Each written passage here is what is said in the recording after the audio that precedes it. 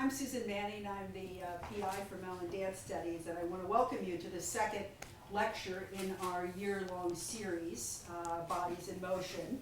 Next up, on February 6th, will be Tara Rodman and her research on the transnational modern dancer Ito Michio. If you haven't heard about this whole series and would like to be on that list, Elizabeth Schwal, who's our current Mellon postdoc in dance studies, can put your name on the list.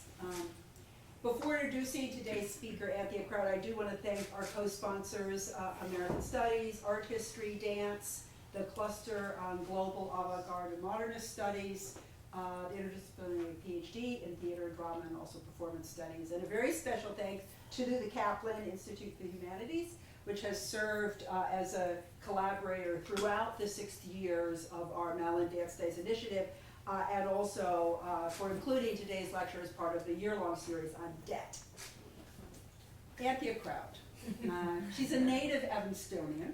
She's a graduate of Carleton College, where she majored in American Studies, and to our enormous pride, she's a 2002 graduate of our Interdisciplinary PhD in Theater and Drama. Since receiving her PhD, she has been at the University of California, Riverside, where she currently chairs the dance department, and that is one of the leading centers, if not the leading center for dance studies in the US. More importantly, her publications over the last 15 years have really helped set the agenda for 21st century dance studies. Her first book, titled Choreographing the Folk, the Dance Stagings of Zora Neale Hurston, which was published in 2008, reconstructed a work called The Great Day, from 1932, which other folks had sort of known about, but no one really knew how to go into the archives and figure out exactly what it was, and not only that original concert, but other iterations by Hurston, and the way it was borrowed by a whole number of other choreographers as well. And in doing that, Anthea really challenged this binary between theatrical and vernacular dance, which had so structured so much of the historiography. And this is what I love about Anthea's work.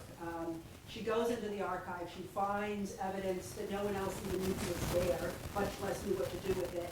She then reads it in such a rigorous and generous way, though in relationship to other choreographers, but there's always this meta-commentary on the field as well, and on advancing the field's agenda.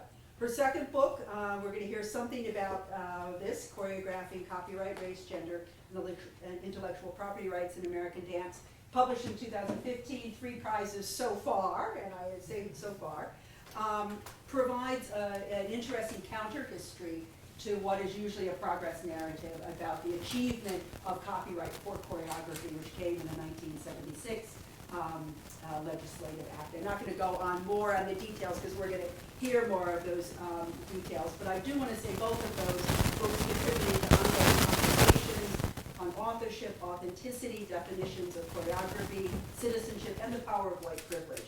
And that latter is an inquiry that she's continuing in her third book project. We're also going to hear about that today. And of course, a topic that seems even more urgent since the election on November 8th. So, Anthea, we're so happy whenever you come back to Northwestern.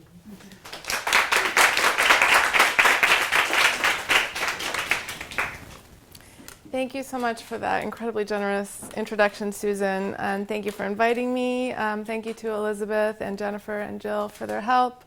Thank you all for being here on this cold, rainy night. And I mean, one of the nice things about being part of a series called Debt Dialogues is it gives you a chance to express your indebtedness to others. And I am a proud product of Evanston Public Schools. And I'm also a product of all of the interactions I had here at Northwestern. Wendy, thank you. And Susan, the debt I owe you is too big to put into words.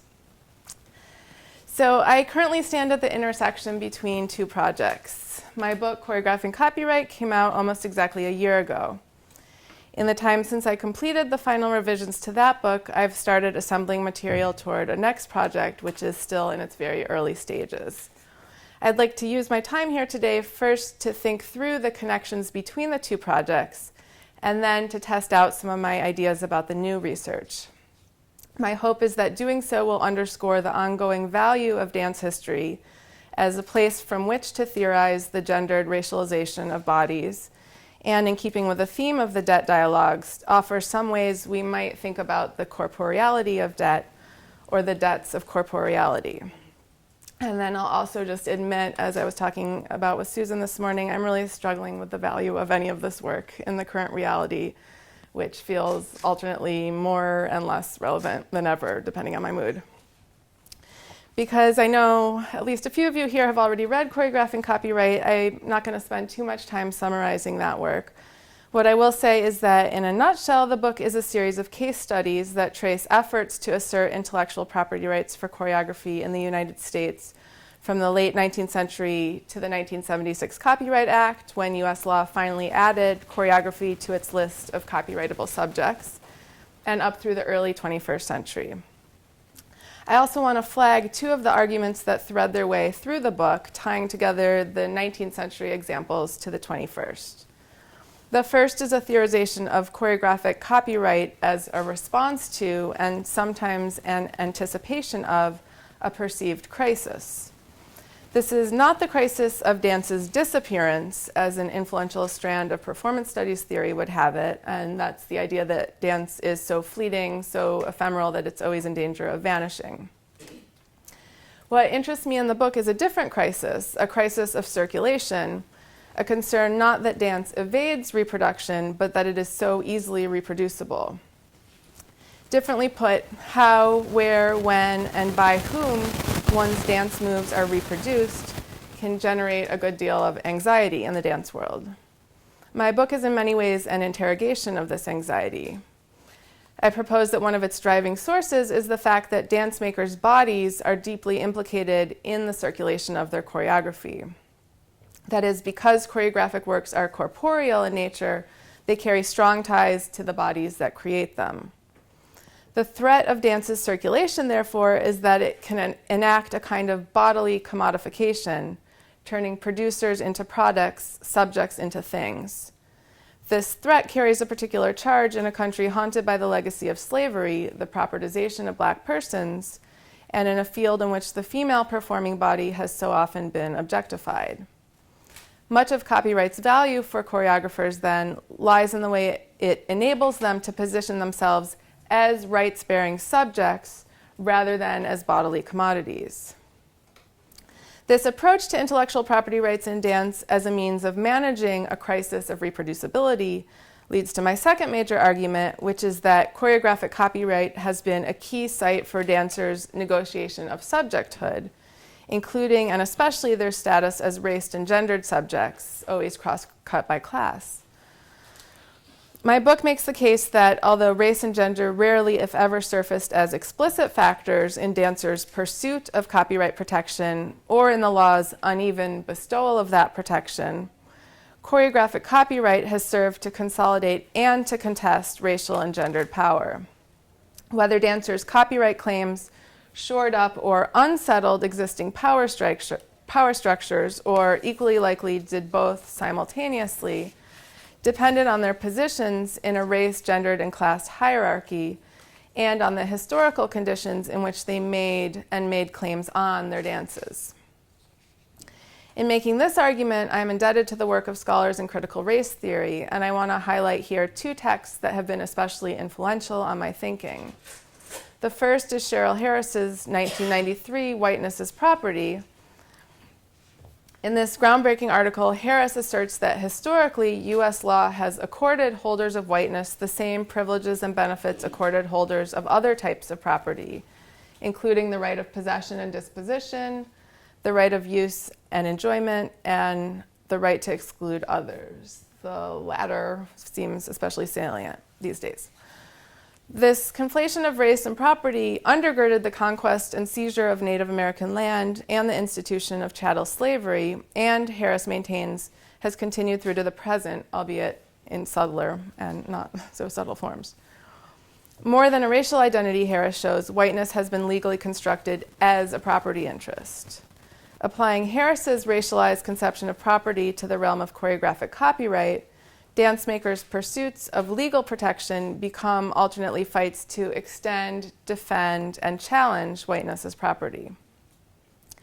More recently, American Studies scholar Eva Cherniavsky has drawn on Harris's formulation to propose that one of the key protections afforded to whites during slavery, but also arguably in its wake, is an inalienable property in the body.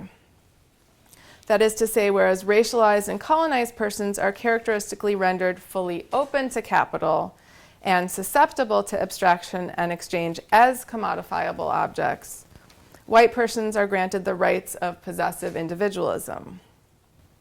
Following Chernyavsky's logic, dancers' claims of intellectual property rights in their work were implicitly claims of incorporated embodiment, of a boundedness to their bodies that protected their interiority and shielded them from the invasive forces of capital. Bringing these insights to bear on the history of copyright for choreography, my book seeks to advance the conversation about how racial and gender difference matter in the field of dance. In particular, I hope to push beyond understandings of race as a strictly visual operation related to perceptions of one's skin color and phenotype, or a chiefly representational convention, one that conceptualizes dancing bodies as either marked and culturally specific or unmarked and universal. What the study of copyright for dance helps reveal is that race is equally a contest for rights over what dancers produce. More than mark identity visually on the body, race, again as it intersects with class, gender, and sexuality, mediates dancers' relationships to their bodily output. This understanding of race helps us see the fight for copyright protection in the US as, in large part, a campaign waged by white women to mobilize their racial privilege and seize the historically gendered rights of self-possession. Thus, I argue in the book, the most well-known white advocates for choreographic copyright in dance history, Loie Fuller, Hanya Holm, and Agnes DeMille, used copyright as a means to distance themselves from the sexualized and racialized bodies that were seen as interchangeable commodities in the theatrical marketplace. But the book is equally concerned to unearth the ways dancers of color have challenged the propertied logic of whiteness. From the South Asian Muhammad Ismail, who may be one of the four seated men in the photo, who sued Ruth St. Denis for failing to compensate him for the dancing he taught her, to the African-American pantomimist Johnny Hudgens, who took out a copyright in London on a booklet describing his blackface routines, to pop star Beyoncé, who famously appropriated the choreography of white Belgian artist Anna Teresa de Keersmaeker. My book argues that their embrace of copyright functioned as a means of eschewing a status as objects of property, in defiance of a history of forced commodification and of ongoing perceptions of black and brown bodies' interchangeability. The book, in short, sees the reproduction of dance, or more accurately, attempts to control its reproduction, as a key locus of racialization, always cross-cut by gender, class, and sexuality. And this is where my current project picks up the story. So a few years ago, when I was wrapping up this work on this copyright project, I was sitting at a recruitment dinner with my colleagues when one of them mentioned that her physical therapist's mother had been a dance double for Debbie Reynolds.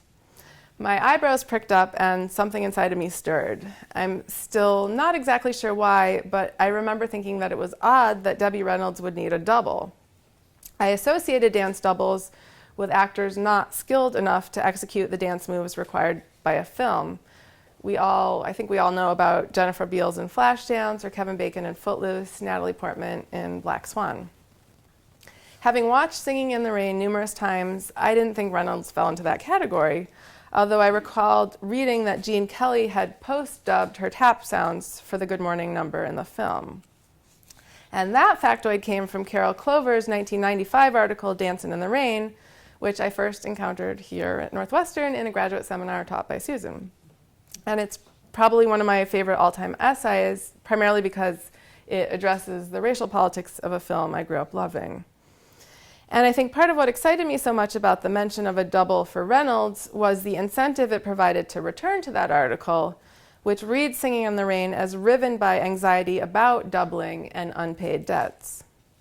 As Clover argues, the 1952 film's concern with miscredit has a racial underside. Its real subject is not white women's singing voices, but black men's dancing bodies. In other words, the film's the film narrative's worry over restoring credit to Reynolds' character for the voice dubbing she provides for Gene Hagen's character obscures how much Gene Kelly's and Donald O'Connor's virtuosic tap dancing owes to African American dancers like the Nicholas brothers, who are wholly invisible in the film. That the allocation of credit is a racialized affair has been a through line in my work, so much so that sometimes I wonder if everything I ever write will just be some repetition of that claim. But the return to Clover's article, prompted by the dinner conversation about Debbie Reynolds' double, has raised some new questions for me about Clover's take on the issue and my own. Thinking about Clover's analysis now, I wonder what the jump from white women's singing voices to black men's dancing bodies might elide. What about the fact that white women in the film, i.e. Debbie Reynolds, not only sing but also dance? And if Singing in the Rain's real concern is with the debt owed to black men's dancing bodies, where in this equation are black women's dancing bodies? Thinking about dance doubles in the medium of film also provides a new wrinkle to my argument about the reproduction of dance as occasioning a crisis. That is, if much of my work on copyright is premised on the idea that dance makers have worked to constitute themselves as subjects by curbing the reproduction of their dances and by distinguishing themselves from unauthorized copies, how might subjecthood work for a dancing film star who depends upon an authorized double to construct her screen image? What happens to racial hierarchies when the body of the original is constituted via the body of a copy, or when the distinction between original and copy is called into question? And to invoke Chernyavsky again, if one of the privileges of whiteness is incorporated embodiment, the articulation of bodily form for the subject at risk of dispersal, what if the white female dancing body of the star is already the product of dispersal? What if her corporeality is an effect of the distribution of movement across multiple bodies? All of these questions were and are exciting enough to me that I started telling people that my next project was on dance doubles. And then I started to do the research and very quickly encountered some methodological and historiographic problems. First of all, I have yet to get my colleague's physical therapist to respond to my attempts to interview her about her mother, the reported double for Debbie Reynolds. Through some sleuthing, I did just eventually discover that she was actually a stunt double and not a dance double for Reynolds. I've also had to confront the rather monumental challenge of searching for dancers who are intended to be invisible, who did not receive credit for their work, who are not mentioned in stars' biographies or autobiographies. That challenge, I confess, is also what draws me to this project. I feel pulled toward dancers who exist only in the margins of historical records, who were never meant to be documented in the archives, who have left only the most elusive of traces. And I admit that the politics of that desire deserve further scrutiny, but I am convinced that the stories of those who danced in the shadows have the potential to alter what we think we know about dance history and how we think about the ways dancing bodies make meaning. Thanks to the method I've described elsewhere as stumbling upon, in the process of searching for Debbie Reynolds' dance double, I discovered another category of film dancer who was perhaps even more invisible, the dancing stand-in, or the dance-in. Similar to the double insofar as she serves as a proxy, or as I'll suggest in a bit, a surrogate for the star, she differs from the double visually in that she may never appear on screen, and temporally in that her dancing precedes the recording of the film image. And it's to this figure that I want to turn in the remainder of this talk, asking what she can reveal about reproduction, debt, and racialized dancing bodies on screen. So the emergence of the dance-in. A 1935 article from the Los Angeles Times explains the new phenomenon of the dancing stand-in. Stand-ins, persons who take the places of stars while the cameras are being properly focused, have become an accepted fact around the studio sets. Now comes Shirley Temple, youngest star of them all, with a new kind of stand-in, a dance stand-in. Marilyn Harper, one of the Meglin Kitties, is Shirley's dance stand-in. Marilyn goes through all the terpsichorean motions for Shirley until she is ready to take her place. And my analysis begins with the ambiguity in this last sentence. Marilyn goes through all the terpsichorean motions for Shirley until she is ready to take her place. Again, until she is ready to take her place. The she here is clearly Temple, but whose place is Temple taking? That of Harper, her dance-in, or her own rightful place as star? I want to suggest that we read her in a double sense, that when the star takes her place before the camera, she is taking both her own and her stand-in's place. Or to put it another way, in order for a star to take her own place, she must take the place of another. To belabor this even further, recall that the first sentence here in the article defines stand-ins as those who take the place of stars. Both stars and stand-ins then perform the action of taking another's place, and in the case of dance-ins, this two-way place-taking precedes and determines any dancing we ultimately see on screen. The body of the film star thus emerges through what we might think of as an act of double surrogation. And I invoke here Joseph Roach's influential theorization of performance as surrogation, the process of trying out various candidates in different situations, the doomed search for originals by continuously auditioning stand-ins. So you can see why it seems relevant. So for Roach, surrogation describes the reproduction of the social fabric in a broad sense, the enactment of cultural memory by substitution, he writes, as survivors attempt to fit satisfactory alternates into the cavities created by loss through death or other forms of departure. Part of what excites me about the figure of the dance-in is that she offers the chance to take surrogation quite literally and to ask how it operates on a more micro level between racialized gendered bodies who interact with one another within a given cultural production rather than within or between cultures across time. Roach's notion of surrogation, it bears mentioning, has not been without critique. Performance studies scholar Diana Taylor argues that because as a model, surrogation depends on an assertion of cultural continuity enabled by the erasure of antecedents, notions of performance as doubling, replication, and proliferation are more apt. My understanding of the dance-in, however, is that she blurs the lines between surrogation and doubling, as well as the lines between originals and copies. Dance-ins depend on kinesthetic memory and active forgetting, replication and replacement. As I hope to show, even as the stand-in's labor must be invisibilized in order for the star to assume her rightful place, the stand-in's dancing, at least in some cases, is replicated and preserved in the body of the star. In other words, the her that we finally see on screen is a multiple, not a singular her, a reproduction of the terpsichorean motions of more than one body. I want to double back here to the fact that, according to the LA Times article, Shirley Temple was one of the first to benefit from a dancing stand-in. As others have argued, Temple was the personification of innocent white femininity and a symbol of white supremacy. That the dance-in emerged in service of Temple forces us to consider surrogation as a technology of gendered whiteness. Just as Teresa de Lauritis has proposed that the cinematic apparatus is part of the technology of gender, that gender is not a property of bodies, but the product of various social technologies, so too I want to explore how the dance-in functions as a technology of race as it intersects with gender. It is by now widely accepted that whiteness is constructed, and film scholars have been at the forefront of theorizing that constructedness. While Michael Rogan, for example, has pointed to the donning and removing of blackface as a crucial mode of producing whiteness on screen, Richard Dyer has written about how movie lighting creates a look that assumes, privileges, and constructs an image of white people, and how idealized images of white women in film are fashioned through lighting techniques that make them appear to glow. It seems significant then that one of the stand-in's primary roles was to allow cameramen to determine the proper lighting for the star, and that stand-ins were accordingly required to approximate the height, weight, and coloring of the star. But the stand-in who dances in place of a star performs another kind of labor and engenders another kind of relationality that go beyond body type and beyond skin color.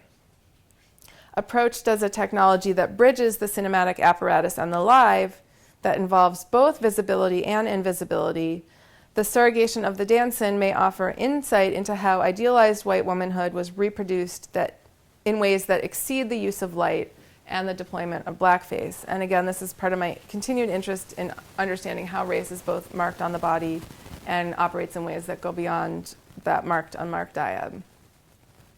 Roach proposes that forgetting is a key tactic of whiteness, that failures of memory are needed to obscure the mixtures, blends, and provisional antitypes necessary to whiteness's production. This certainly falls in line with Brenda Dixon Godschild's notion of invisibilization in dance. But what exactly is remembered and what is forgotten when the dancin and the star take one another's place? How might whiteness be simultaneously produced, destabilized, and reified in the exchange of movement between surrogates? I begin to answer these questions by examining the work of dancins for the iconic white female star Betty Grable. So not yet a project about Debbie Reynolds.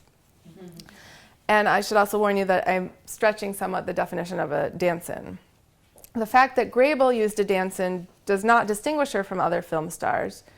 Rather, my reasons for focusing on Grable are twofold. First, in the most pragmatic of terms, I stumbled upon some information about her dancins. And second, investigating the acts of surrogation that underwrote her film dancing points to the multiple and multiply raced performing bodies needed to reproduce gendered whiteness on screen in the middle of the 20th century. Doing Angie. In the 1940s, the actress, singer, and dancer Betty Grable was a reliable box office draw in 20th Century Fox Technicolor musicals, the highest paid female star and therefore highest paid woman in the US, and the reigning pinup girl, whose photographic image was distributed to 5 million servicemen during World War II. Her legs are reportedly insured for over $1 million. With Lloyd's of London, the blonde and Snow White Grable epitomized white womanhood and all things American.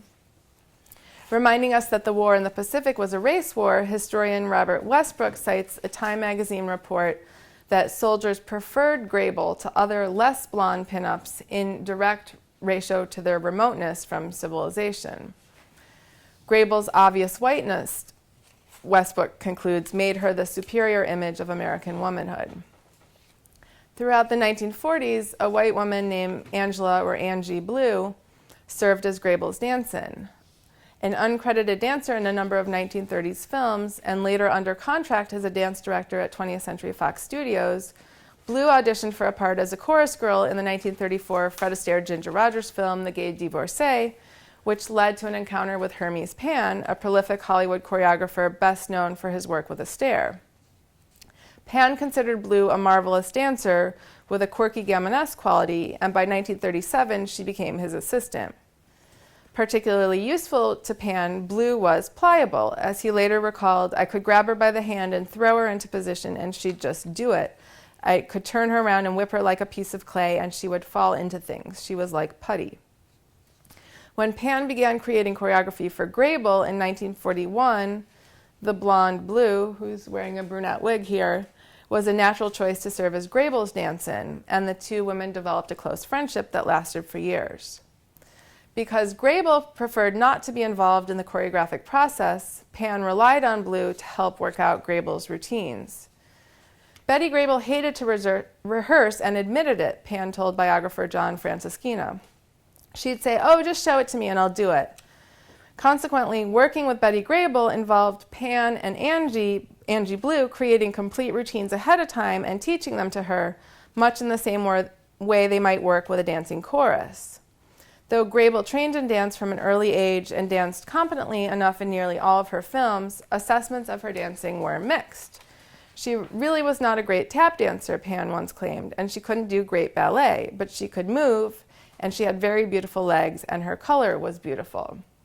And I thought we could just watch an image of, this is Grable dancing with Hermes Pan, and we'll just watch a little, and I think Grable's fine, but if you notice how much more relaxed Hermes Pan's body is.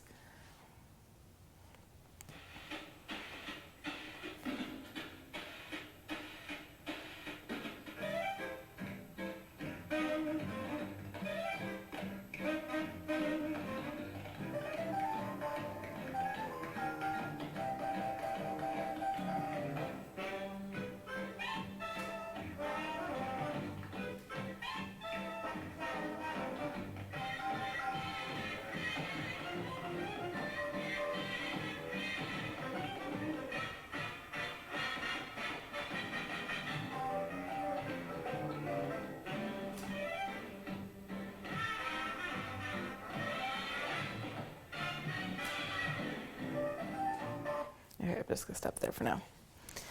Never one to inflate her abilities, Grable maintained that she was only an average dancer and she was content to just do what she was told. For Grable, learning choreography was thus a process of mimicking Blue. Just as Pan stood in for Ginger Rogers when he worked out routines with Fred Astaire, Blue would be Grable when she and Pan worked out routines for Grable. Once the choreography was set, Betty Grable was instructed by Pan to do Angie. In fact, the 1991 article about Pan reported that the famous Grable itty-bitty walk, as well as the bathing suit, hands on hips, over-the-shoulder pinup of the 1940s, was simply her doing Angie. This, at least to me, is a rather remarkable revelation in its inversion of the presumed relationship between star original and stand-in copy.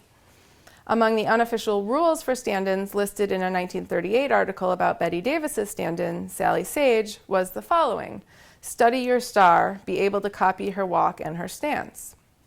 Here, instead, the star's job is to study and imitate her proxy.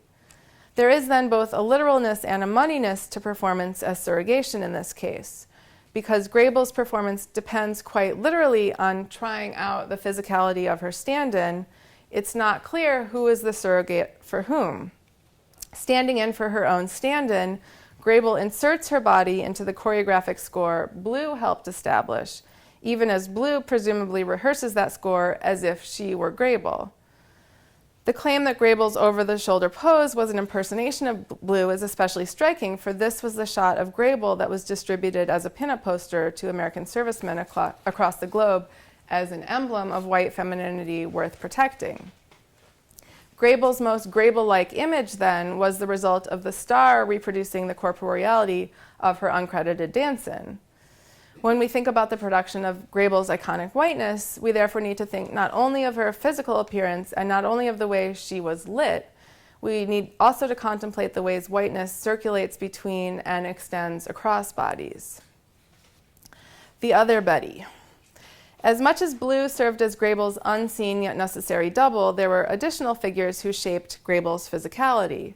This shaping, of course, was the explicit role of film choreographers. Pan's characterization of Blue as putty-like casts the white male choreographer as the ultimate sculptor of white female bodies. But any account of Pan's choreography has to confront the fact that African American bodies helped mold his approach to movement. The 1991 profile of Pan in the Dancing Times opens with the following. In 1915, when Hermes Pan was 6 years old, the family mammy, a big black woman who was called Aunt Betty, took the boy home with her one night to her apartment in the black ghetto of Nashville, known as it was in many cities in the American South as Black Bottom.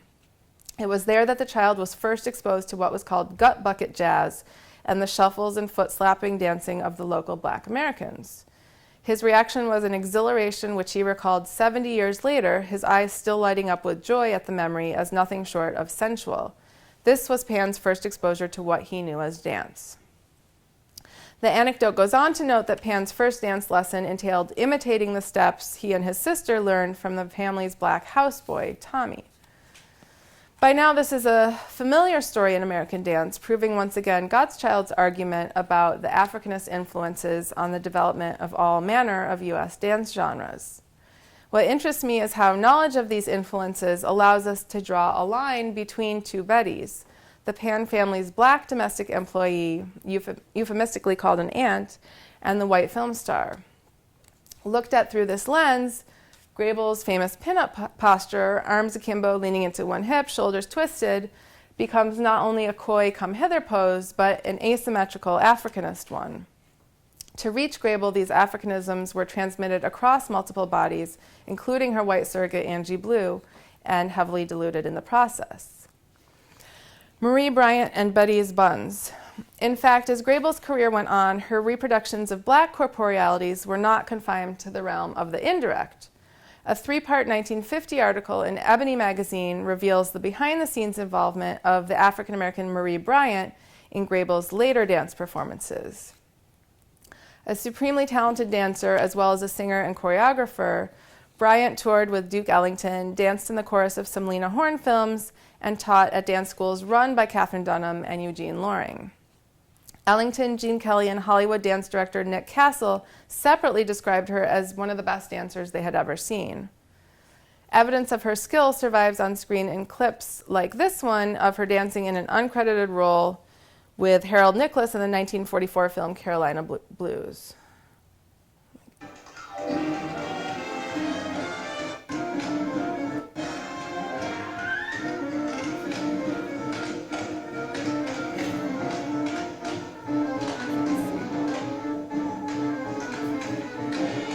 Okay, so here comes Marie.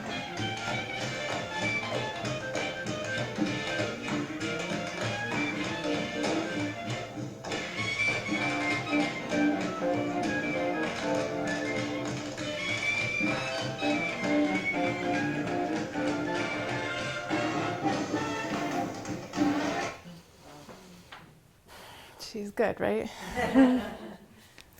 Proclaiming her the first Negro to crack the technical side of Hollywood with the official title of assistant dance director, the feature in Ebony documents Bryant's work teaching dance routines to such Hollywood stars as Grable, Vera Ellen, Paulette Goddard, Ava Gardner, and Bob Hope, as well as teaching more art and less come on to burlesque dancers. Here's the cover of that article.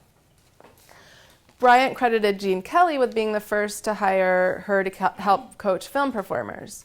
Grable and her husband evidently discovered Bryant when she was headlining at the Los Angeles Cotton Club. Grable subsequently asked her to help stage dances for the 1950 film Wabash Avenue, whose choreography is credited to the white dance director Billy Daniel. Bryant also worked as an assistant dance director to Jack Cole on Grable's 1951 film Meet Me After the Show. The third part of the feature in Ebony explains the nature of Bryant's work as assistant to Billy Daniel, who's here referred to as Daniels. Marie Daniels and his other assistant, Francis Grant, report on a picture, create the choreography for the stars. Then the three of them block out the steps, acting in place of the stars, who stand by, watching, then learning the dance routines.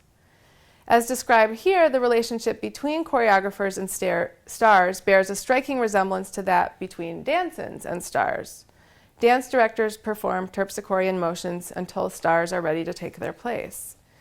For anyone here who's ever learned choreography, this description of observation, imitation, and place swapping may well fall into the category of the obvious. But in spelling it out in this manner, Ebony calls attention to the surrogation that choreographic transmission, the act of transferring movement across bodies, entails. Choreographers perform as stars surrogates. Stars insert their bodies into places carved out by choreographers. Put another way, choreographers act as dansins, just as in the case of Grable and Blue, dansins function as choreographers. The Ebony spread also includes a series of photos of Bryant and the various stars with whom she worked. Among these are images of Bryant embracing Gene Kelly, in conversation with the actor Bob Hope and with the choreographer Nick Castle, and in rehearsal with Vera Ellen, with Ava Gardner, and Billy Daniel. An additional 3 shots show white female stars in films on which Bryant coached them. So there's Grable in Wabash Avenue, Goddard in Anna LaCosta, and Sid Charisse in Words and Music. There are also 6 photos of Bryant teaching a routine to the burlesque dancer, and then one of Bryant alone demonstrating her controlled release technique of warming up the body, which she described as finding the natural line of each body and the favorite ways it likes to move about, then controlling these movements. These images serve as powerful visual evidence of Bryant's position within Hollywood's dance economy. In the sequence with the burlesque dancer, Bryant is clearly the authoritative, demonstrable body, who gives movement to, instructs, and observes her pupil. The other photos are particularly fascinating to me because of the way Bryant's black body and Hollywood stars' white bodies double one another.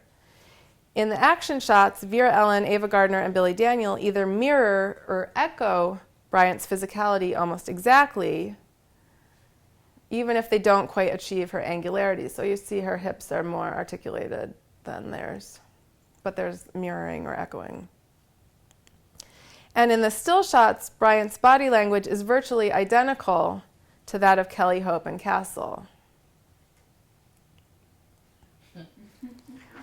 What all of this doubling registers is transmission, the exchange of smiles, of thoughtful conversation, and most crucially of movement between black body and white. But these photographs are as much documents of surrogation as of doubling and exchange. That is, they teach us to read white star bodies as surrogates for Bryant's body, to see Bryant's presence where she is ostensibly absent. This is especially clear in the image of Bryant partnering Daniel. In the film version of the scene pictured buns away from Wabash Avenue, Grable has taken Bryant's place. But it's also true for the images in which Bryant does not appear at all, which is why I find these images significant. Even in the absence of credit or on-screen visibility, the article and photographs suggest, Bryant has left her corporeal mark on white female stars' dancing bodies. According to Daniel in the Ebony feature, that mark was especially present in Grable's backside. During work at 20th, he told the magazine, Marie was teaching Betty Grable a hard routine. After a couple of tries, Betty started to do such a fine dance that Marie suddenly yelled at her, "That's it, Betty, those buns are great. Oh, those buns." At a time when the Arthur Murray Dance School warned ballroom dancers not to emphasize the backside, and amid a legacy of white objectification of black female bottoms, Bryant reverses the white gaze and cultivates an explicitly Africanist aesthetic in Grable. Grable's on-screen corporeality, then, is simultaneously inscribed and ghosted by her multiple surrogates, her white dancer Angie Blue and her black dance coach Marie Bryant, both of whom helped choreograph and stood in for Grable in some capacity during the production of her films. So what to make of all this? What are the implications of understanding doubling and surrogation as part of the technology that produced Grable's white femininity, and what difference does it make to see that white femininity as contingent on and indebted to both black and white surrogates? And to return to one of my earlier questions, what, if anything, changes when we approach dance's circulation not as a source of anxiety for subjects negotiating their position in a racial hierarchy, as my work on copyright suggests, but as integral to the production of white stars' corporeality? Actually, for Joseph Roach, surrogation too involves anxiety. The anxiety generated by the process of substitution, he writes, justifies the complicity of memory and forgetting.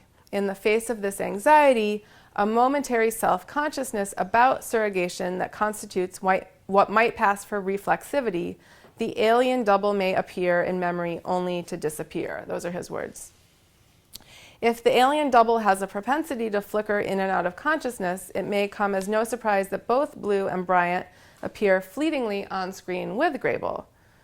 Of course, Blue appeared in a number of Grable's films as a chorus girl, but it's difficult, if not impossible, to single her out among the background dancers, although it's something I keep trying to do. In the 1944 film Pinup Girl, however, Blue has a featured, though uncredited, role dancing with choreographer Hermes Pan. In the number, described as an Apache blues number, although they're not technically dancing an Apache dance, Blue, wearing the brunette wig, it's the screenshot I showed you earlier, presumably to distinguish her from Grable, saunters on the stage within the film and begins a seductive dance with Pan before Grable begins to sing from a balcony, sending Blue off stage left. Let me find that. So that's Hermes Pan, and that's Angie Blue.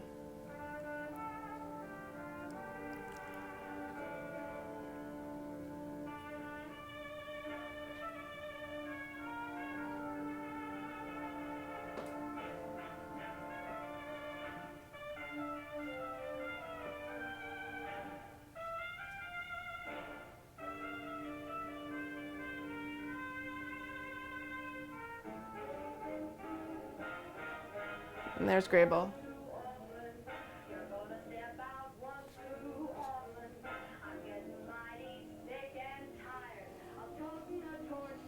Okay, so Blue is gone now. We might say that the footage momentarily remembers Blue as Grable's surrogate so that we can forget that Grable is also Blue's surrogate insofar as she is doing Angie. That Grable is less of a dancer than Blue, her performance is competent but stiff, only highlights the way the surrogate's fit can never be exact. Marie Bryant's on-screen performance with Grable, in contrast, suggests that not all surrogates are remembered and forgotten in the same way.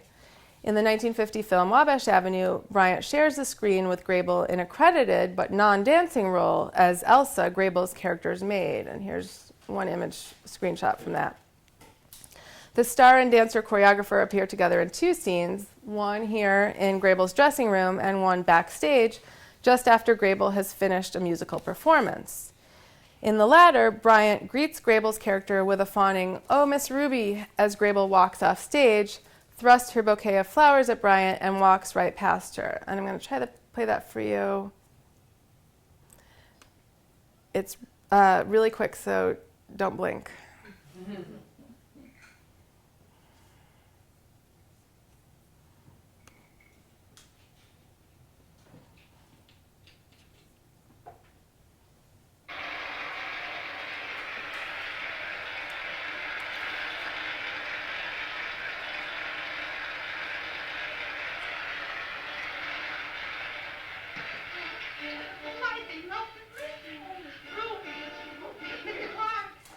That's it. Bryant's presence is so fleeting that it's easily missed. Certainly, Grable doesn't see her. The one-sided transmission captured on screen, the handoff of flowers from Grable to Bryant, Bryant's unreturned gaze, is almost exactly the converse, a mirrored reversal, one might say, of the exchanges documented in the Ebony coverage, in which white stars solicit Bryant, in which eye contact is returned, and in which white bodies look to and learn from Bryant. There's almost a violence to the way that Bryant is remembered on screen that intimates an urgency to forgetting that Bryant stood for a time in Grable's place and served as her choreographer and coach. This violence, in turn, suggests that as much as reproduction may have been a necessary precondition of the white dancing film star's emergence on screen, it too required its own policing. The image of the white female body that circulates via the screen smooths over and erases, even as it depends upon the reproductions that preceded and produced it. And I'm concluding now. Under this light, the white incorporation that Chernyavsky theorizes as the privileged form of embodiment is clearly exposed as a myth that the technology of the dance-in both explodes and preserves. The body of the white female dancing film star is not just at risk of dispersal, it is already dispersed, already an assemblage of other bodies' terpsichorean motions. Her privilege, then, lies simultaneously in the right to reproduce others' motions and the right to conceal those reproductions. It lies simultaneously in the right to employ a surrogate and to become the surrogate. It lies in the right to occupy the position that other bodies have saved for her and to displace those who have stood and danced in her place. It lies, finally, in the right to choose when to return the surrogate's gaze and when to refuse to see. Thank you.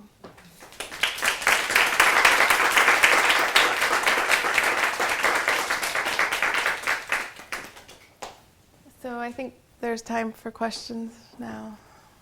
I'll let you take.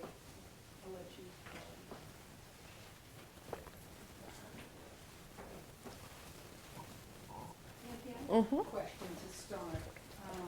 And thank you for just this amazing work.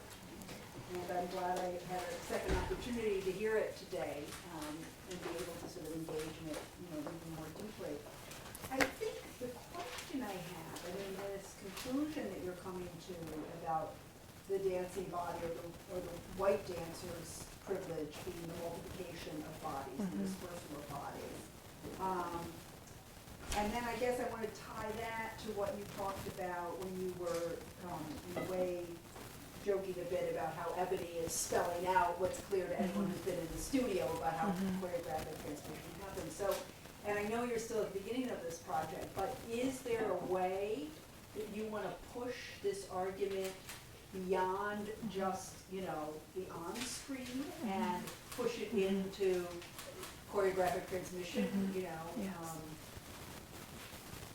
Yes, definitely. I think, and I've never written about film before, so it feels kind of daunting, but it also feels exciting as a means to understand what's happening in bodily exchange all over the place, even how to understand my own corporeality and how all of the transmission of dance that shapes a body lives in the body and is obscured by that body. So I'm really interested in what the mechanisms, the very formal mechanisms of film can expose about how we understand corporeality and what produces it. Definitely. Yeah, thank you so much. That was so interesting. I was wondering about this aspect of rumor that is playing a big role, and I just wonder if how you can think about how you're thinking about what is not specifically not captured or recorded because it's not meant to be, and yet how perhaps that absence breeds like these rumors that circulate in its stead. And you talked a little bit, I mean, that comes into choreographing copyright, but I just wonder how the place of rumor in all of this and how that's an important almost stand-in to a written record. That's really interesting. Did I talk about rumor in I this? mean, just in this talk, I felt like you were saying, well, the opening anecdote about Oh, right, but woman's- Debbie Reynolds, Reynolds. yeah. Yeah, that's really interesting. I definitely, the more I spend time looking for things that might or might not be there, the more rumor becomes a necessary form of evidence. Yeah, I guess I'm thinking especially of in the copyright book, this rumor that Alberta Hunter, who was a blues singer, had copyrighted the Black Bottom, which I spent so much time trying to track down and could never find any evidence that happened, and yet it still seems so important. It's definitely a thread, like sort of methodological, but also somehow it seems especially relevant to this work of standing in and credit and doubling.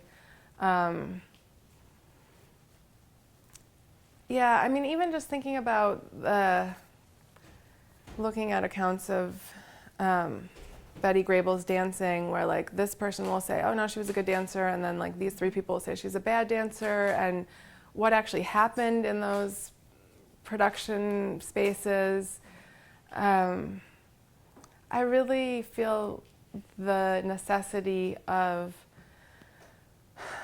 developing methodologies that don't have definite answers to them, where there's no way to actually verify something.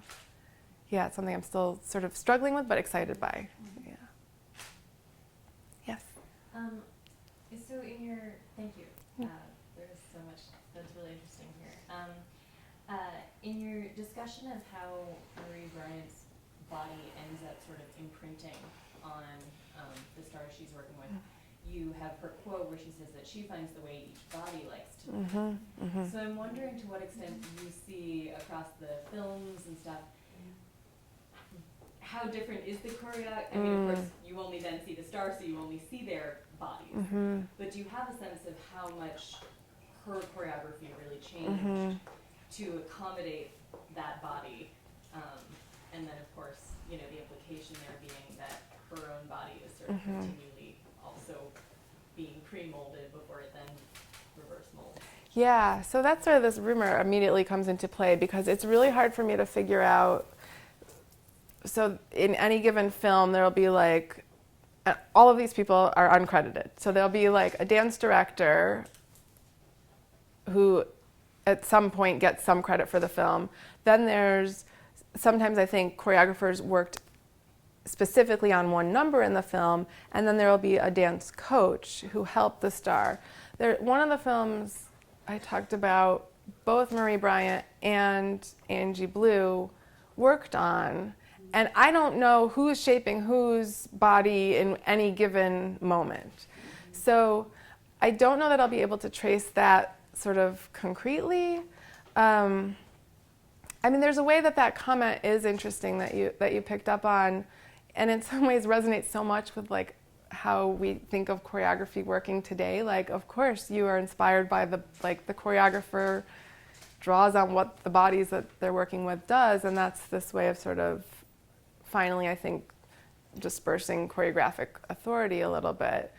So there's a way that she's saying something that's like, we know from other scenarios also. I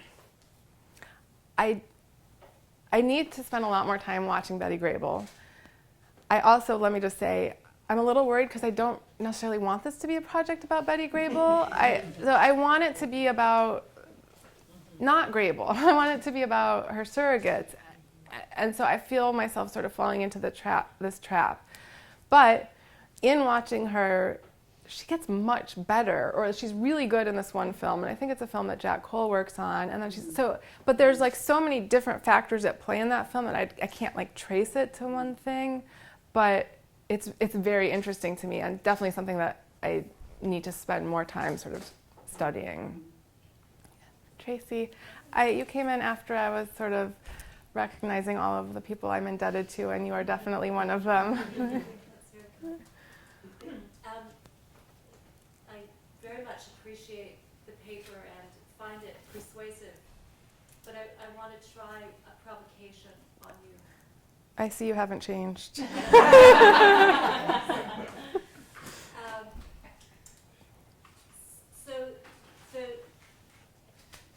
the keynote for you is transmission, and transmission person to person and surrogation. But another way of describing that is just kind of iconic chains that are iconic. And when I look at that famous portrait of Betty Grable looking over her shoulder, I can't help seeing Ingres Odalisque from 1814. The innovation being to stand rather than being horizontal. So my provocation is, would you consider expanding the scope of your inquiry to other forms that are iconic and perhaps static, as well as forms that are terpsichorean and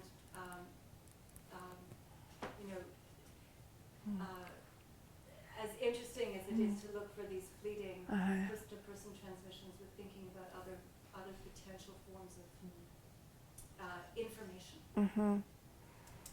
So I guess I feel like I could answer that question in two different ways, or maybe there's two different strands to it. One is sort of thinking about other media, or sort of looking beyond dance to thinking about other static imagery.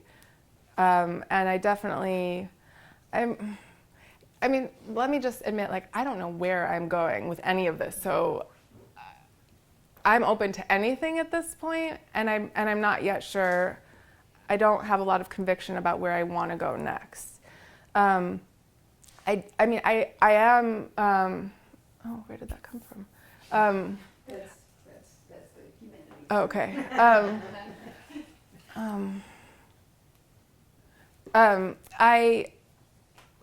The images from Ebony magazine that, again, I just stumbled across, like, those photographs have assumed so much weight for me because I feel like there's so much going on in them that I feel like I could just write about that set of images. So yes to the part of the question that's sort of thinking about static imagery. In terms of the sort of broader temporal scope and sort of reproducing icons instead of just looking to what happened immediately before, I think that's really interesting. And I guess,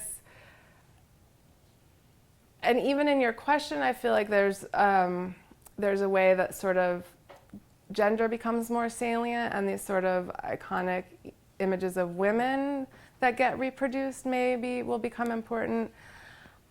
In the sort of my, in the infant stages of trying to do some of this research and the body of scholarship that's called Star Studies, I started trying to read some of that, and there became this way that actually Grable is just there's just a chain of these white female stars who, and they were sort of lining up in the studio system to take one another's place, and they were kind of always auditioning to take the next one's place. So like the relationship between Grable and Marilyn Monroe, right? So there's a way that there is a kind of a chain across icons.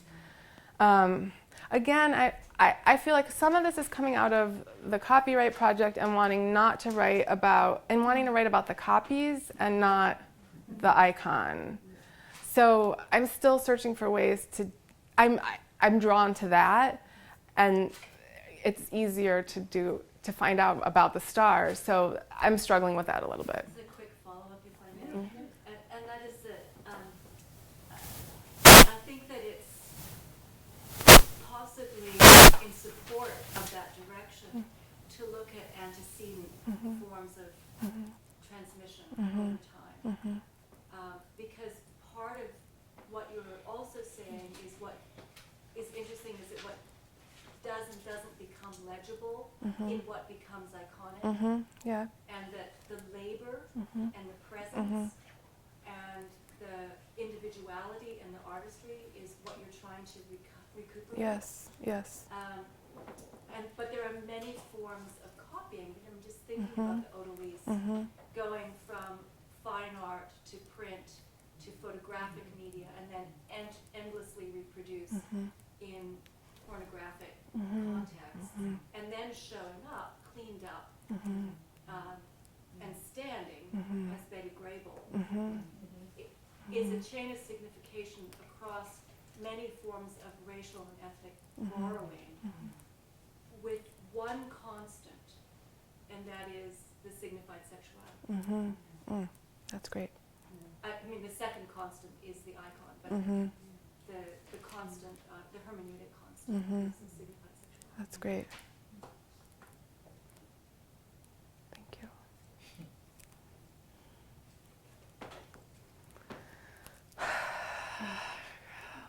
Go ahead. At one point you bring up asymmetrical Africanism, so I was just wondering what you meant by that. Oh, yes. So Brenda Dixon Godchild, who is a really important dance scholar who has had a huge influence on me, who I also first encountered in grad school here, has a book called Digging the Africanist Presence in American Performance. And she just pulls the veil off of the ways that all of these different forms of American performance are indebted to Africanist influences. And so she goes through and names, I think, 5 different Africanist aesthetics. Asymmetry is one of them. Aesthetic of the cool, polyrhythm, polycentrism, ephebism, and one more, the contrariety one, high effect juxtaposition. So that's a really, it's one of those books where like, once you read it, it's like everywhere, or you see the argument played out everywhere. And many of those qualities really go back to Zora Neale Hurston's 1934 characteristics of Negro expression. That's right. Interestingly. That's right. Yeah. She talks about asymmetry also. And yes. Yeah. Lizzie?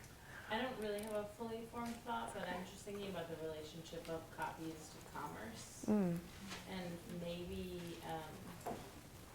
compensation is a way to find information about these people in our Yes. Yeah. I don't know what those records look like, but I mean, just you citing Grable being the highest. Yeah. Maybe there's a way to find out how other people were paid and for what. And Yeah. those are 2 thoughts, copies and commerce, Yeah. but then also compensation. Yeah, so in some of my initial forays, there's just like so much, it's so uneven what the Hollywood archives look like. So for some films, there's something called like an assistant director's report, and they document who was on set every single day for the entire duration of the film. Unfortunately, so far, that doesn't exist for any of the films that I want to look at. So now I'm like, do I write about the film? So I have to figure that out. But yeah, so far what the archives can uncover is like who got paid. And I need to read more about this sort of Hollywood film industry and the historiography of that. I mean, there's like some studios, I don't know, just demolished all of their records, and some have kept them, and I don't understand the rhyme or the reason for that. But yeah, that's, And what about contracts? yeah, contracts, yeah, yes, exactly, yeah. Yeah. I know that some folks are going over to the Civic Center, and we really appreciate that. Yeah. And also, but please, if you'd like to stay, and we've got tons of good food to eat here, and continue the conversation